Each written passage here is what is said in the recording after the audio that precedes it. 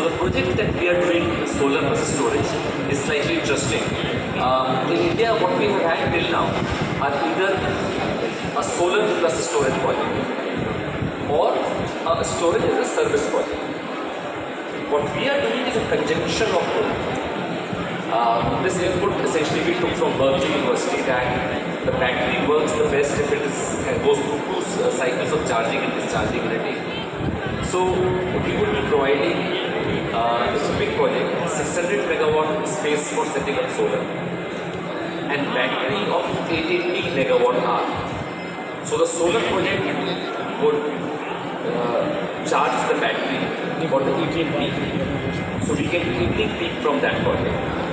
And if there is any excess solar that the developer can get beyond the charging for the evening peak, would also be supplied during the day hours. And then one operation is over, the solar storage operation is over, and then it metamorphoses itself into a storage as a service project. So then they supply the battery to us, and we, using the grid power that we may have, it might be wind, it might be thermal, nuclear, whatever cheap power we might have in the night, from starting say 11 p.m. to say 4 a.m. we would charge the battery, we would provide that power free of charge, and then the developer would supply us morning peak using that power. So really it's a mix of a solar storage project, it's from 6 a.m. to let's say 10 p.m. and a storage as a service project from around 11 p.m. to in the morning. So and we are providing a same tariff for all 24 hours. So at the same tariff, the developer can provide power in the morning peak, in the evening peak, as also through the day. So essentially we are giving a premium for the solar, because if say the solar costs 2.5 rupees, we are paying a higher price, but we are seeking a discount for the morning peak and the evening. So we want the fixed tariff for all 24 hours. If here the tariff that we get is lower or very close to thermal, then there is a very good case whether we should really go ahead with new thermal projects in the country.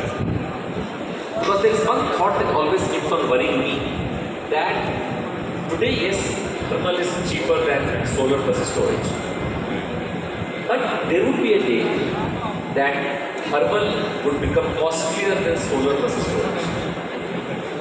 One does not know when that day would arrive. It is definitely not arriving in the next 1 year. But I can be very sure that that day is not happening 30 years from now. So it is happening at some time after 1 year and before 30 years. Now if you take a decision to set up a thermal plant today, that thermal plant is not coming up before 5 years. And that plant will have life of 25 years. That means we are talking of an investment where the plant should normally run for 30 years.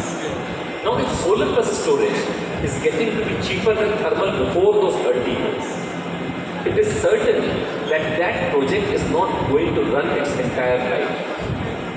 And in that case, we have to recover our investment even earlier, which makes that project even costlier. So I think there is a lot of thought that needs to be given before we go in for thermal.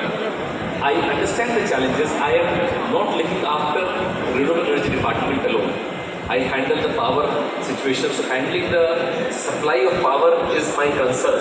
So I would not be driven by a fancy idea that might appeal to my conscience or that might appeal to my nobler self, and I can talk about my kids or grandkids. I have to handle today's hard problems as well. So, but having said that, I still feel that now the time has come that solar plus storage could emerge as a very viable option. Another thing that we need to do is that we should also start looking at shifting our demand. In Madhya Pradesh, we have already decided that we would supply all our agricultural farmers only during day hours. We will not be supplying to our farmers during evening hours, because solar is the cheapest form of power that we have. Further, from 1st April of this year, we have already started giving a discount of 20% for all energy during 9 a.m. to 5 p.m. So basically we want to, this is a signal that we are giving to the customers that we want to increase the demand during the day hours, because pricing is the only signal we have, the only lever we have in our hand. So we have given a discount of 20% from 9 a.m. to 5 p.m. to increase the demand in that period. And we are doing something interesting. In Madhya Pradesh, we have a high demand from every year from October to March. And UP has a high demand from April to September. So over 6 months of high demand, actually there is no commonality, there is a wonderful complementarity. So we are planning to set up a common project, solar project, which would inject in ISTS, and it would supply for 6 months to MP and 6 months to UP. So now what has been happening is that we want to set up more solar. We know what to do with the solar for 6 months, but we don't know what to do with the solar for the remaining 6 months. UP has the same problem, but their 6 months of problem and our 6 months of problem are not the same. So if we set up a common project, both of us can achieve more solar. Not because it is good for the ice in Antarctica from melting, but because it makes the most economic sense for UP energy.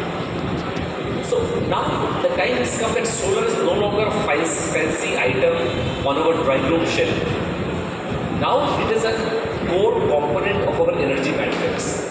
And if we want our industry, our economy, our country to be economically strong, supplying cheap energy is one of the most important inputs, one of the most important roles that we should accomplish. And solar energy helps us to accomplish that role.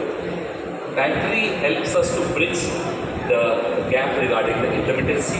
So I think the two conferences organized here are really the solution, not just for the goal of environment, but more fundamentally for making our country, the world, economically more active, or increasing the productivity of our world, of our country.